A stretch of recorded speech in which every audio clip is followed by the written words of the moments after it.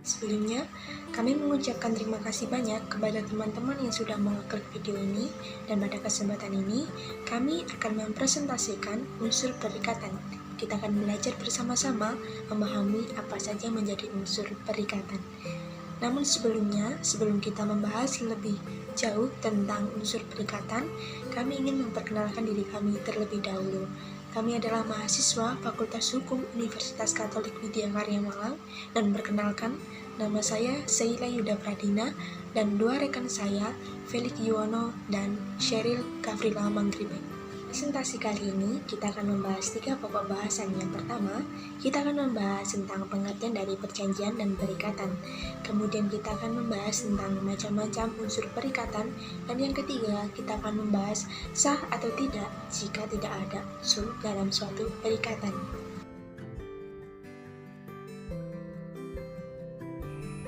Baiklah, saya akan menjelaskan apa itu perjanjian. Pengertian perjanjian menurut pasal 1313 KUH Perdata, di mana satu orang atau lebih mengikatkan dirinya kepada satu orang atau lebih. Di situ itu yang disebut sebagai perikatan. Dari peristiwa tersebut timbullah suatu hubungan hukum yang disebut perikatan. Di dalam perikatan itu terdapat hak dan kewajiban dari masing-masing para pihak. Dalam perjanjian meliputi suatu kegiatan yang disebut dengan prestasi. Dalam prestasi itu terbagi menjadi 3. Yang pertama, menyerahkan sesuatu, misalnya melakukan pembayaran. Yang kedua, melakukan sesuatu, misalnya melakukan suatu pekerjaan. Dan yang ketiga, tidak melakukan apapun. Misalnya, hari Minggu dilarang bekerja karena pada hari Minggu adalah hari libur. Dari berbagai pengertian yang saya jelaskan tadi, dapat disimpulkan bahwa perjanjian terbagi menjadi 5 unsur, yaitu yang pertama, kata sepakat dari 2 pihak atau lebih. Yang kedua, kata sepakat yang tercapai bergantung kepada para pihak. Yang ketiga, keinginan atau tujuan para pihak untuk timbulnya akibat hukum. Yang keempat, akibat hukum untuk kepentingan pihak yang satu atas beban yang lain atau timbal balik. Dan yang kelima, dibuat dengan mengindahkan ketentuan perundang-undangan. Kenapa kita harus memahami unsur-unsur dari perjanjian? Karena penting untuk kita membuat perjanjian dengan rekan bisnis kita, untuk mencegah terjadinya suatu resiko meskipun kita memilih bekerja sama dengan teman, sahabat, saudara, ataupun keluarga.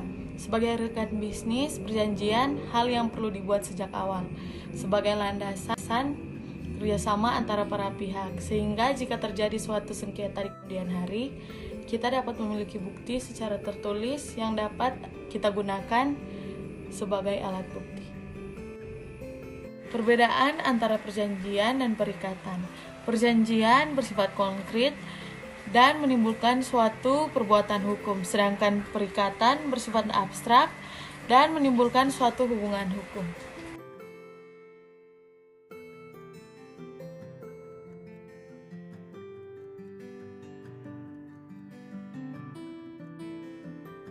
Pertama, kita akan membahas unsur esensialia. Apa itu unsur esensialia? Merupakan unsur yang pertama yang harus ada dalam suatu perjanjian.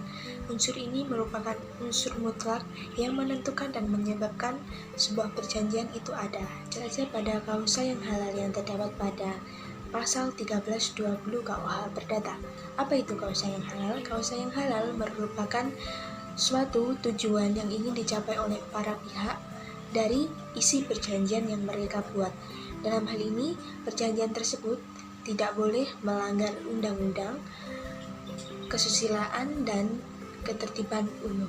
Hanya dalam jual beli, harga dan barang yang disepakati oleh kedua belah pihak itu masuk dalam unsur esensialia.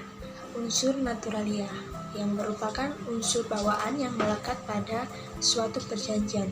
Unsur ini akan ada ketika unsur yang pertama, yaitu esensialia, telah terpenuhi.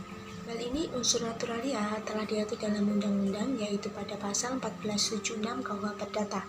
Contohnya saja pada kewajiban penjual menanggung biaya penyerahan atau kewajiban pembeli untuk menanggung biaya pengambilan.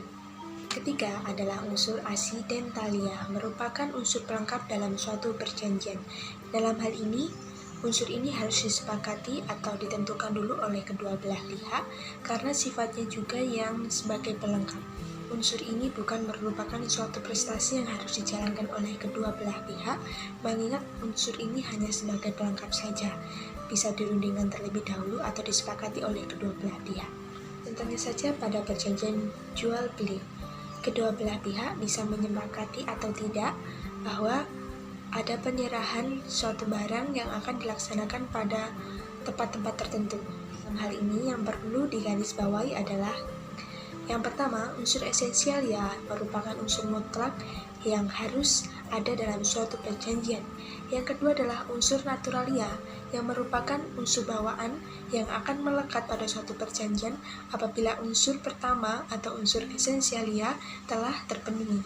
Yang ketiga adalah unsur aksidentalia yang merupakan unsur pelengkap bagi kedua belah pihak dan bisa dilaksanakan atau tidak.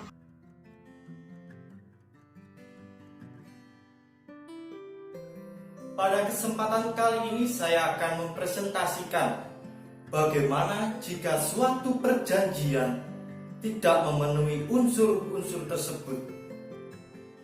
Apabila suatu perjanjian tidak memenuhi unsur-unsur tersebut atau tidak memenuhi semua unsur-unsur tersebut dalam suatu perjanjian, maka perjanjian itu dapat dikatakan tidak sah.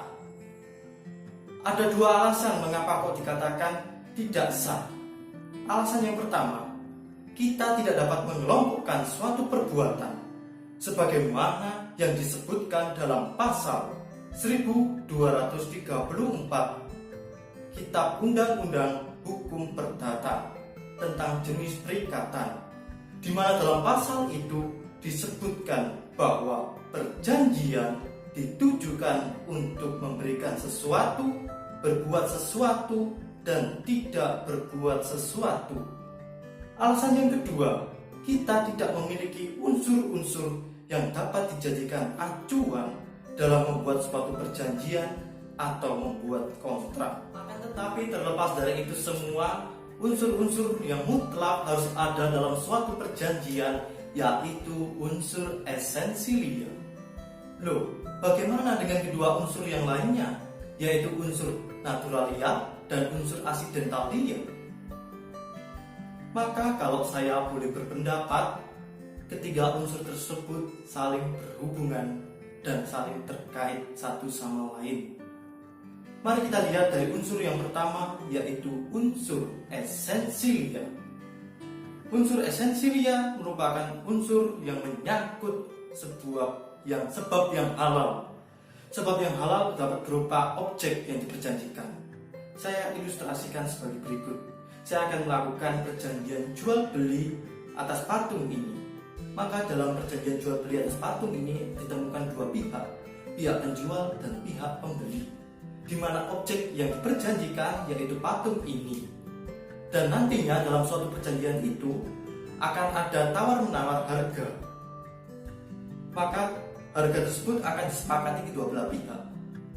Nah, dari itulah dapat dikatakan dan dapat disebutkan dari ilustrasi tersebut bahwa itu yang namanya unsur esensialia. Lalu bagaimana dengan unsur naturalia?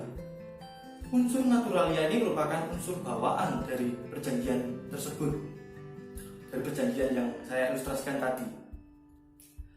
Unsur naturalia dalam hal ini diatur dalam ketentuan undang-undang yang bersifat mengatur. Saya ambil contoh, misalnya dalam hal kewajiban penjual menanggung biaya penyerahan atau sebaliknya kewajiban pembeli menanggung biaya pengambilan. Hal ini sesuai dengan ketentuan pasal 1476 Kitab Undang-Undang Hukum Perdata yang menyatakan bahwa biaya penyerahan dipikul oleh si penjual, sedangkan biaya pengambilan dipikul oleh si pembeli. Kalau saya ambil contoh yang tadi, perjanjian jual beli patung, kalau saya akan menyerahkan barang ini, patung ini kepada pihak pembeli, maka semua biaya perjalanan saya yang menanggung. Sebaliknya, apabila si pihak pembeli datang kepada saya, maka perjalanan si pembeli sampai kepada saya akan ditanggung oleh pihak pembeli. Nah, itulah yang disebut oleh unsur naturalia. Lalu yang kedua yaitu unsur aksidentalia. Unsur ini menyangkut unsur pelengkap antara unsur esensilia dan unsur naturalia. Maka dapat dikatakan unsur ini boleh ada dan boleh ditiadakan oleh para pihak, tergantung bagaimana kesepakatan antara kedua belah pihak. Kalau saya ambil ilustrasi, contohnya masih sama dengan perjanjian jual beli, yaitu patung ini. Dalam unsur ini dapat dicontohkan atau dapat diilustrasikan mengenai tempat di mana penyerahan patung ini. Misalkan penyerahannya ada di Malang atau di Surabaya. Maka itulah yang disebut dengan unsur aksidentalia, merupakan unsur pelengkap yang menjadi pelengkap antara unsur esensilia yang menjadi unsur yang utama dan juga unsur tambahan, unsur naturalia. Maka kalau boleh diringkas, semua unsur itu saling berkaitan. Setelah lihat ilustrasi yang tadi kan, sangat berkaitan satu sama lain. Maka dalam membuat suatu perjanjian harus kita lihat dulu unsur yang utama, yaitu unsur esensilia. Lalu dilanjutkan dengan unsur yang kedua, yaitu unsur naturalia, dan dilanjutkan lagi pada unsur yang paling akhir, yaitu unsur aksidentalia sebagai pelengkap, dan juga boleh ada dan boleh tidak. Dalam hal perjanjian tergantung pada kesepakatan kedua belah pihak. Terima kasih penjelasan dari saya. Sekian. Baik teman-teman, kita telah sampai pada akhir video. Dalam hal ini kami mengucapkan terima kasih banyak kepada teman-teman yang telah meluangkan waktunya untuk mendengarkan presentasi kami tentang unsur perikatan. Dan dalam hal ini kami juga memohon maaf apabila ada salah kata atau salah penjelasan. Dan kami juga menerima kritik dan saran dari teman-teman untuk bisa melengkapi dari penjelasan pada unsur perikatan yang kami jelaskan hari ini. Terima kasih telah mengklik video ini. Jangan lupa like, comment, and subscribe. Dadah!